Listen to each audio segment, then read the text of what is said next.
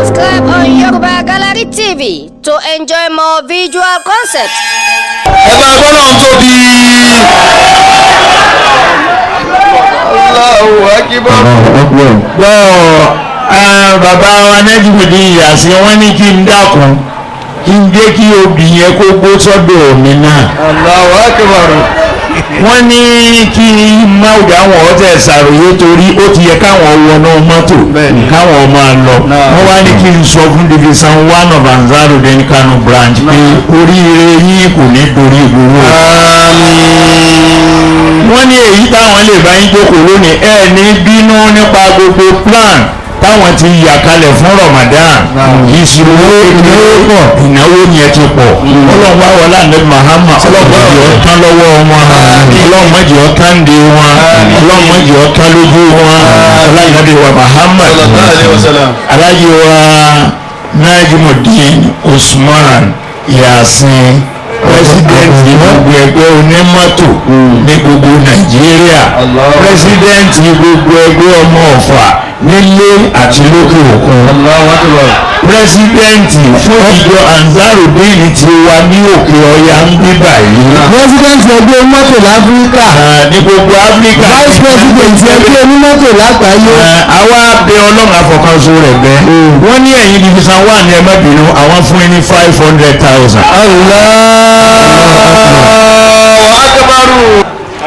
ṣe rí gbogbo àwọn ọmọ tá a bá bí àbẹ́rẹ́ tó wà lọ́dọ̀ wa ẹ jẹ́ kí a tọ́ ọ sọ́nà ẹ jẹ́ kí a máa fi ìmọ́lẹ̀ tọ́lọ́run àwọn mọ̀ntọ́lá òwì.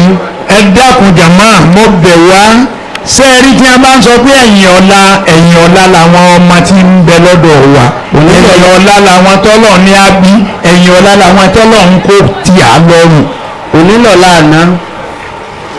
ájì wa Surajudeen Tọ́jálága ó sọ̀rọ̀ ọ̀rọ̀ tó sọ ẹgbọ́ bí làákà ìsìnkọ̀ ń bẹ̀.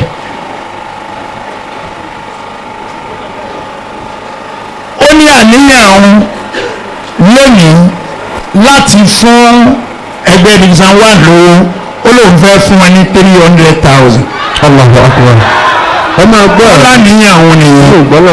ṣùgbọ́n gbà tó wá débí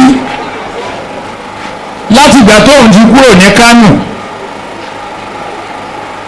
ó lóun ò rìnà pàdé bàbá wa Chief Hassan Sumanu. Allahu Akbar.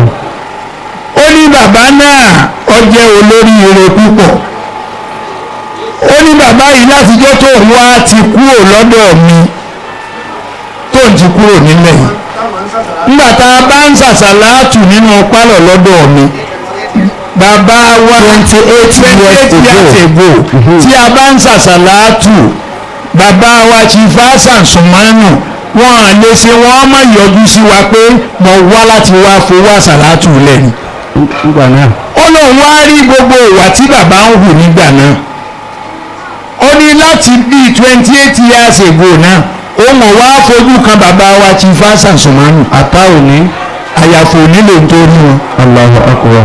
òun wá fẹ́ fi owó kún owó tí òun sọ pé òun fẹ́ nílànìyàn nítorí orúkọ ti bàbá wa Alhaji wa Chief Hassan Usman tí wọ́n jẹ́ patron dáadáa patron alálùbáríkà fún wa ó lóun fi 200,000 kún owó náà ó jẹ́ 500 ìwọ́n náà gbọ́dọ̀ tó bí jẹ́ 500,000 naira ẹgbẹ́ náà tóbi náà.